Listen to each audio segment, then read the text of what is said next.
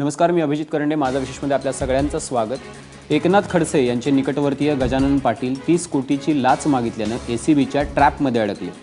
त्यानंतर बरेच मोठे प्रश्नही निर्माण झाले. आता ब्रेकपूर्वी तुम्ही ऐकलत की खडसेंनी हे सगळे आरोप फेटाळून लावलेले आहेत आणि गजानन पाटील मात्र त्याची एक साधी झोपडीवजा घर आहे, तो गोरगरिबांसाठी काम करतो, अशा प्रकारे त्याचं समर्थनही केलं. मात्र खडसे असं कुठंही म्हणायला तयार नाही आहेत की गजानन पाटीलकडून चूक झालेली आहे आणि त्याच्यावरती कारवाई झाली पाहिजे. या उलट 5 कोटीच्या जमिनीसाठी 30 कोटी लाच कोण देईल असा सवाल करून तक्रारदार डॉक्टर रमेश जाधवांना त्यांनी विकृत ठरवलं. पण त्यामुळे काही प्रश्न नक्कीच निर्माण झाले. ज्येष्ठ मंत्री असूनही खडसे सरकारचीच यंत्रणा असलेल्या एसीबीवर संशय का घेत आहेत? 30 कोटीची लाच मागणाऱ्यांचं समर्थन खडसेंनी पहिल्यांदा कुठल्या आधारावर केलं होतं? मुक्ताईनगरचा गजानन पाटील बहुतेक काळ मुंबईत असतो, तो इथं काय काम करतो? आणि म्हणून आजचा आपला प्रश्न आहे, भ्रष्टाचाऱ्यांना भाजपचे मंत्री पाठीशी घालतायत का? आणि आपल्यासोबत चर्चेसाठी आहेत विधान परिषदेचे विरोधी पक्षनेते धनंजय मुंडे, भाजपचे प्रवक्ते माधव भंडारी आणि सामाजिक कार्यकर्त्या दमानिया. आपण सुरुवातीला विरोधी पक्षनेते आहेत धनंजय मुंडे, त्यांच्यापासून सुरुवात करूयात.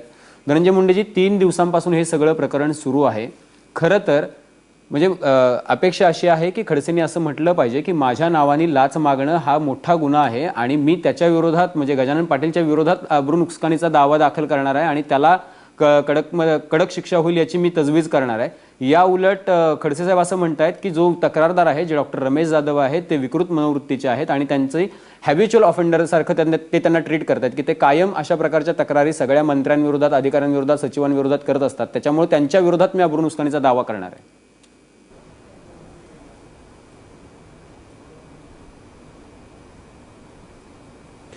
खरं तर तुम्ही जे बोलताय त्याच्याशी मी सहमत आहे. मुक्ताईनगरचा उपसरपंच जे गजानन पाटील आहे, तो अनेक वर्षापासून, जशी सत्ता आली तशी सुद्धा अनेक वर्षापासून मनोऱ्यामध्ये राहत होता, त्याच्यानंतर जे हॉस्पिटलमध्ये राहत होता.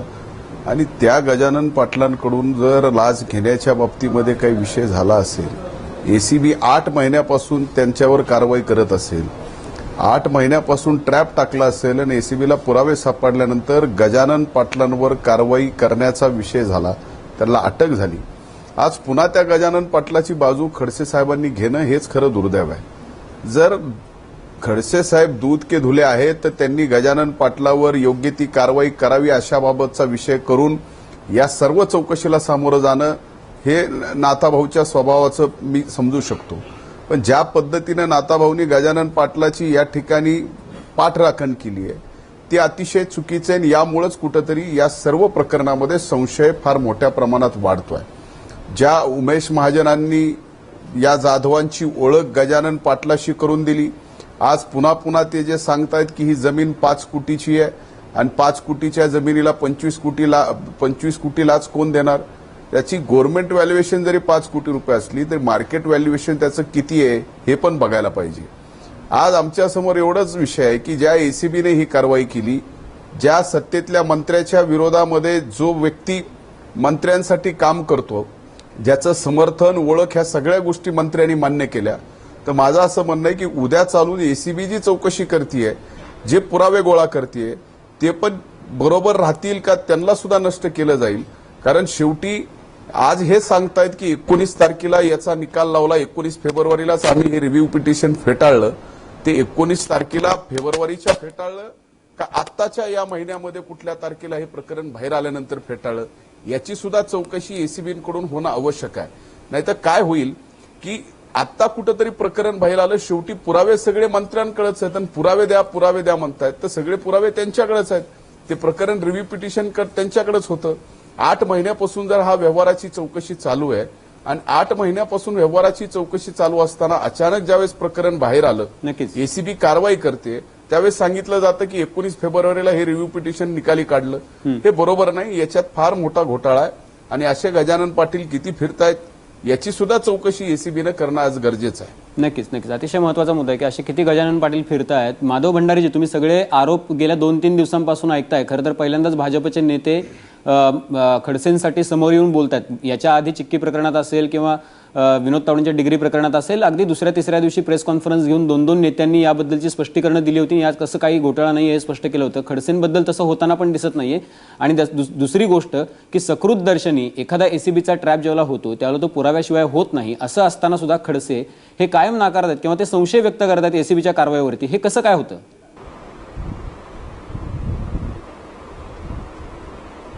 आपण मुळामध्ये या सगळ्या गोष्टीची मांडणी अत्यंत वेगळ्या पद्धतीने करतात.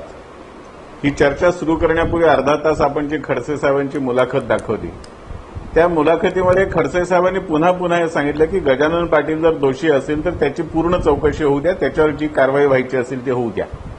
गजानन पाटील दोषी नाही किंवा गजानन पाटलाने काही चूक केलेली नाही असा एकही शब्द खडसे साहेबांनी काढलेला नाही. आणि गजानन पाटील हा कोणी भाजपचा कुठलाही 4 आण्याचा सुद्धा कार्यकर्ता नाही. त्यामुळे ज्याचा भाजपशी काही संबंध नाही त्याच्याबद्दल भाजप येऊन कशाला बोलेल.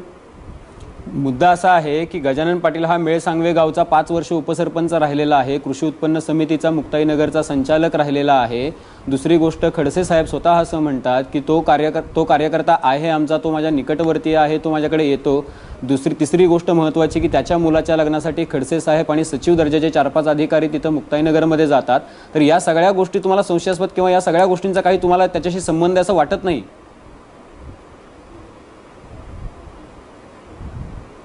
मुळात खडसे साहेबांनी तो माझा निकटवर्ती आहे असं सांगितलेलं नाही.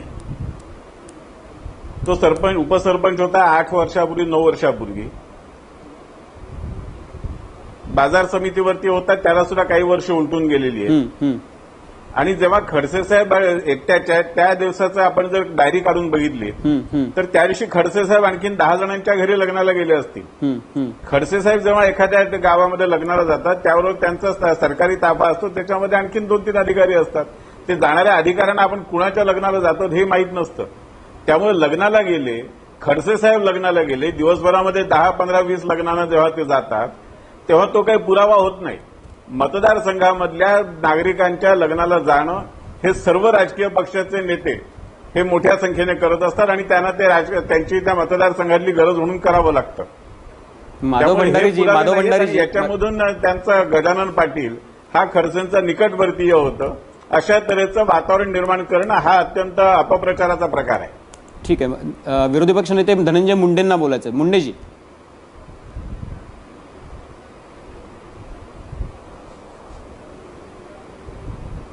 खरं तर मला गजानन पाटील नाथाभाऊंच्या किती जवळचे हे मला माहिती आहे.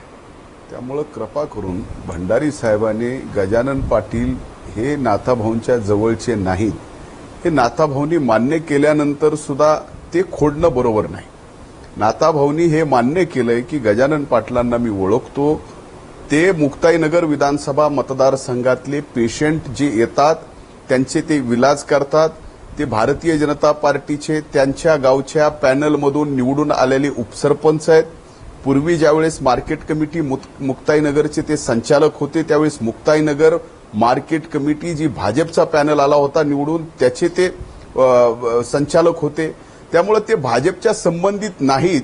हा विषय भंडारी साहेब आपण जे खोडण्याचा प्रयत्न करताय की ते भाजपचे नाही, ते भाजपचे आहेत, ते नाथाभाऊंच्या जवळचे आहेत. त्यांच्या विरोधात एसीबीने कारवाई केली आहे हे स्पष्ट होतं. आता मुद्दा हा आहे की याबाबत आता आम्ही ज्यावेळेस बोलतो त्यावेळेस आमची एवढीच अपेक्षा असते की ज्या मंत्र्यांच्या विरोधामध्ये असे आरोप होत आहेत, जे मंत्र्यांच्या जवळचे कार्यकर्ते अशा प्रकारचा भ्रष्टाचार करतायत, त्याचं आम्ही प्रश्न विचारल्यानंतर उत्तर मात्र मंत्र्यांनी द्यावं एवढीच आमची माफक अपेक्षा या ठिकाणी असते. पण हेही होत नाही. आता या बाबतीमध्ये खरं तर एसीबीवर तुम्ही जर खडसे साहेब म्हणले की आम्ही एसीबीचे असं कसं केलं, मग माझा प्रश्न आहे की एसीबीच्या ज्या अधिकाऱ्यांनी चुकीचं केलं असं जर खडसे साहेबांना वाटतंय तर तुम्ही त्या एसीबीच्या अधिकाऱ्यांवर पण कारवाई करणार आहेत का खडसे साहेब? का एसीबीच्या अधिकाऱ्यानं चुकीचं केलं हे आमचं सोडून द्या, जाधवानी काय अर्ज केलाय तेही सोडून द्या, तुम्ही सत्तेत आहात, तुमचा गजानन पाटील हे खरा आहे हे तुम्ही मंत्री म्हणून सिद्ध करून दाखवणार आहात का? या बाबतीमध्ये आता गजानन पाटलाची बाजू घेणं, पाठराखण करणं म्हणजे कुठेतरी आपले हात याच्यात काळे झालेत का असा संशय सगळीकडे निर्माण होतो. याच्यामुळे एसीबी नुसती चौकशी करून उपयोगाची नाही तर न्यायालयाच्या निर्देशाखाली या ठिकाणी एसीबीने याची चौकशी करणं आवश्यक आहे. नाही तर अनेक प्रकरणामध्ये यापूर्वीही या ठिकाणी मेफॅड्रोमचे प्रकरण पकडलं होतं. नरिमन पॉइंट पोलीस स्टेशनला या ठिकाणी ड्रग्ज पकडली गेली होती. नक्कीच तो नंतर प्रकरण तो पूर्ण सॅम्पल मेफॅड्रोमचे बदलले आणि काहीतरी ग्लुकोज सारखं आहे असं सांगितलं गेलं. मग असे जर पुरावे नष्ट होणार असतील तर त्याच्या अगोदर यांनी राजीनामा देणं आवश्यक आहे. उमेश चव्हाणचा याच्यात काय संबंध आहे तेही या ठिकाणी पुढे येणं आवश्यक आहे. आणि प्रत्येक प्रकरणामध्ये क्लीन चिट आज राज्याचे मुख्यमंत्री देत आलेत.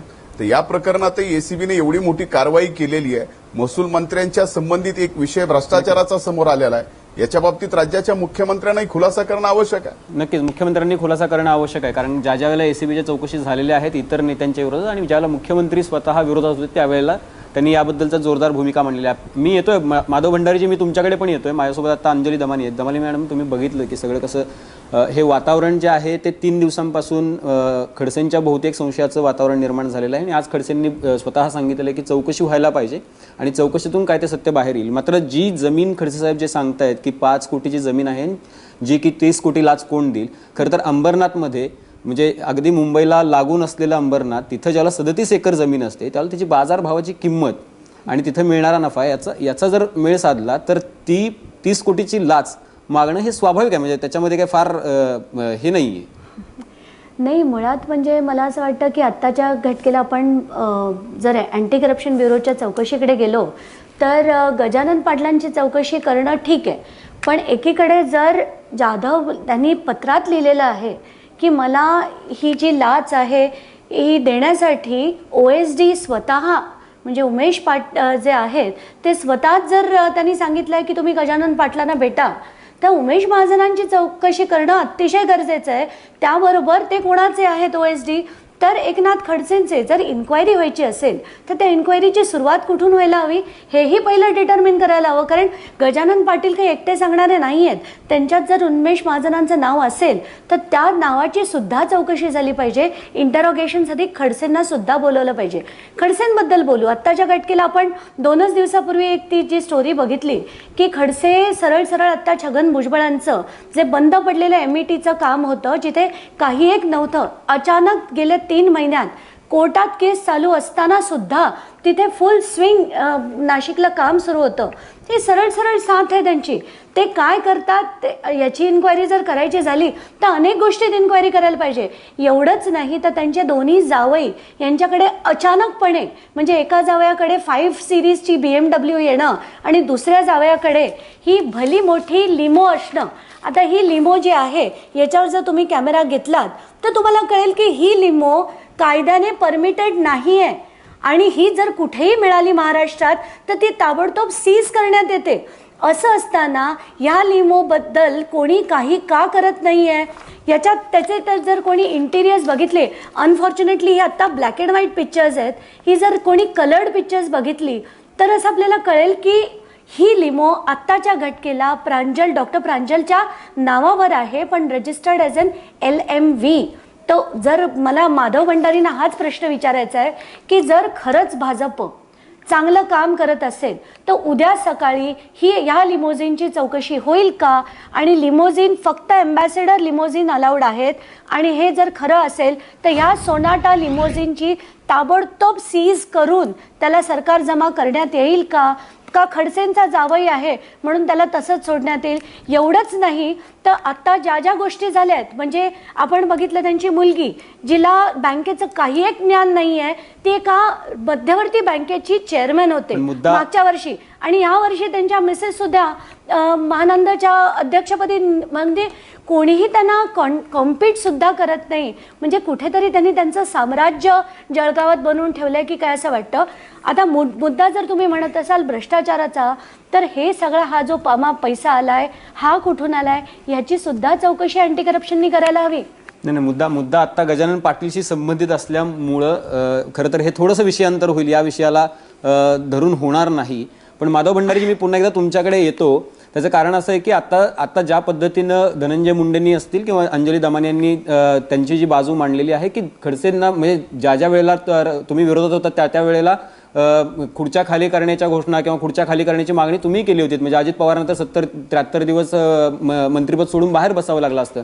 खरं तर भाजपनं हा एक प्रयोग करून बघायला हरकत नाही. पारदर्शक सत्तेचा, पारदर्शक कारभाराचा हवाला मुख्यमंत्री देतात, नरेंद्र मोदी देतात. त्यामुळं चौकशी होईपर्यंत हरकत नाही. उन्मेष महाजनांची पण चौकशी करावी, त्यांची एसीबीने चौकशी करावी, खडसेंचीही चौकशी करावी, आणि त्याच्यानंतर सत्य बाहेर आल्यानंतर पुन्हा खडसे येतील की मंत्रिमंडळात.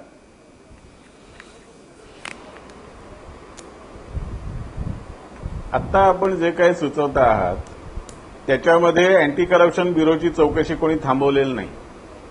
अजित पवारांना जेव्हा राजीनामा देऊन बाहेर बसावं लागलं होतं तेव्हा त्या सगळ्याच्या मधले असंख्य पुरावे आम्ही बाहेर आणले, त्याच्यामधल्या अनेक भानगडी बाहेर आणल्या आणि त्याच्यामध्ये ह्या चौकशीच्या बाबतीत त्यांची अडचण ते स्वतः हस्तक्षेप करतील हे पुन्हा पुन्हा दिसून आलं. आणि त्यावेळेला जेव्हा हा सगळा पुराव्यांचा दबाव वाढला तेव्हा त्यांना राजीनामा द्यावा लागला आणि राजीनामा देऊन सुद्धा चितळे समितीच्या अहवालात कुठल्याही प्रकारचं स्वतःला निर्दोष दिलेलं नसताना चितळे समितीने मला निर्दोष ठरवलं असं सांगून ते स्वतःच परत आले. त्यामुळे आता त्या हवाल्याचा इथे काय उपयोग नाही. अजित पवारांचे आणखीन बरेच हवाले आपल्याकडे आहेत, त्याप्रमाणे सुद्धा आपण वागत नाही, त्यामुळे ते इथे लावण्याचं कारणच नाही. या ठिकाणी गजानन पाटलांविरुद्ध तक्रार झाली, गजानन पाटलांविरुद्ध अँटी करप्शन ब्युरोने कारवाई चालू केली आणि ही कारवाई या सरकारमध्ये कुणीही थांबवलेली नाही.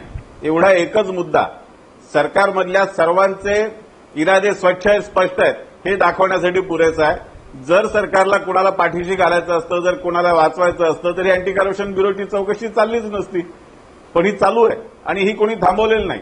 स्वतः खडसे सुद्धा सांगतात की पाटलाची चौकशी करा, तो जर गुन्हेगार असेल तर त्याला फासावर लटकवा. खडसे साहेबही कुणाला वाचवायचा प्रयत्न करत नाही, तर मग याच्यामध्ये मुद्दा काय? शेवट भंडारी साहेब, फक्त एकच प्रश्न आहे की त्यांच्याकडे जो पाठवणारा व्यक्ती होता त्याची चौकशी व्हायला नको का? तर उन्मेष महाजनांची चौकशी ही सर्वप्रथम झाली पाहिजे, त्यानंतर गजानन पाटलांची झाली पाहिजे. म्हणजे जर जाधव म्हणत असतील की त्यांनी मला याच्याकडे पाठवलं तर पहिली चौकशी त्यांची झाली पाहिजे. अँटी करप्शन ब्युरोने बोला. अँटी करप्शन ब्युरोने आम्ही अमक्याची चौकशी करतो आहोत आणि तमक्याची करत नाही आहोत असं काही सांगितलेलं नाहीये. त्यामुळे अँटी करप्शन ब्युरोची सगळी चौकशी एकदा समोर येऊ द्या, त्यातलं वास्तव समोर येऊ द्या, मग या सगळ्या प्रश्नांची उत्तरं मिळतील. चला ठीक आहे. म्हणजे तुम्ही अँटी करप्शननी जरी कोणाची चौकशी थांबवलेली नसली तरी धनंजय मुंडेजी तुम्हाला हे शक्य वाटतंय का की एखाद्या मंत्र्याचे OSD असलेल्या माणसाची चौकशी अँटी करप्शन ब्युरो म्हणजे त्या पदावर असताना सुद्धा निष्पक्षपातीपणे करू शकेल? म्हणजे तसं असेल तर काय हरकत नाही.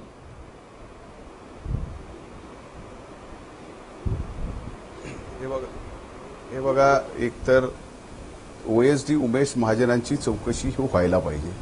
आता भंडारी साहेब म्हणतायत की कुणी रोखली आहे, कुणी थांबवली आहे. तुमच्या भंडारी साहेब म्हणण्याला काय अर्थ नाही, कारण भंडारी साहेब म्हणतात म्हणून ACB काम करतं अशातला बिलकुल भाग नाही. यामध्ये ACBला जे वाटलं त्या पद्धतीने ACBने केलं, पण त्याच्यात कुठंतरी उमेश महाजनांनी पहिल्यांदा जाधवांची गजानन पाटलाची ओळख करून दिली.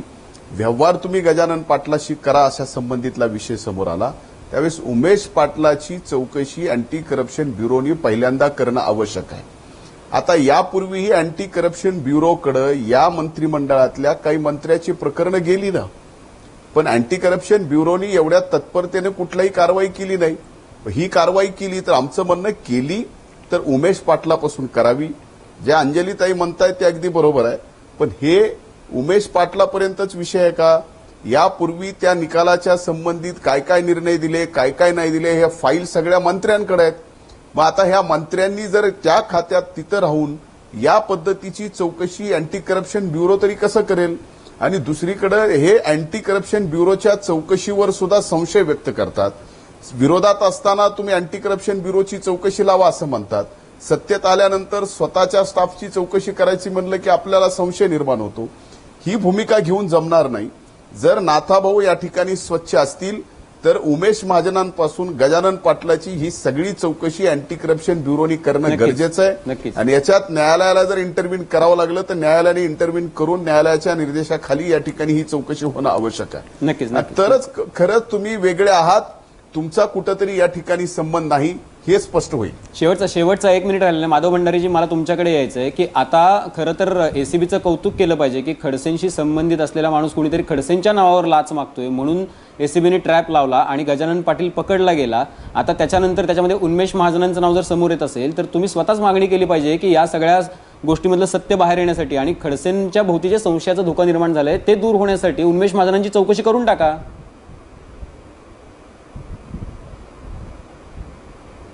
नाही, आम्ही त्याच्यामध्ये कुणाला थांबवलंय? पण चौकशी होत पण नाहीये ना. सांगतो खडसे साहेब हेच सांगतात की चौकशी पूर्ण करा, त्याच्यामध्ये जे गुन्हेगार असतील चौकशी होत नाही असं तुम्ही ठरवताय. तुम्हाला एका दिवसामध्ये तुम्हीच फिर्यादी तुम्हीच वकील, तुम्हीच साक्षीदार आणि तुम्हीच न्यायाधीश. माधव भंडारीजी, अशी सवय लागली. आम्ही साक्षीदार, आम्ही मीडिया न्यायाधीश काय नाही चालू आहोत. नसतं प्रश्न कधी. असा आहे की एवढा मोठा आरोप झाल्यानंतर सुद्धा उन्मेष महाजन हे ओएसडी म्हणून त्याच पदावरती खडसे साहेबांसोबत कार्यरत आहेत. तुम्हाला असं वाटतं का की चौकशी सुरू असताना त्यांनी पदावर राहावं? त्यांची सगळी या विषयाची चौकशी पूर्ण झाल्याशिवाय, यातलं सत्य बाहेर येणार नाही. आणि ती चौकशी योग्य मार्गाने होऊ द्या. ती चौकशी आपण सांगू त्याच दिशेने झालं पाहिजे. असा प्रयत्न जर प्रसारमाध्यमांच्या मदतीने कोणी करत असेल तर तोही योग्य नाहीये. हा सुद्धा तपास यंत्रणांवर दबाव आणण्याचा एक प्रकार आहे. ठीक आहे.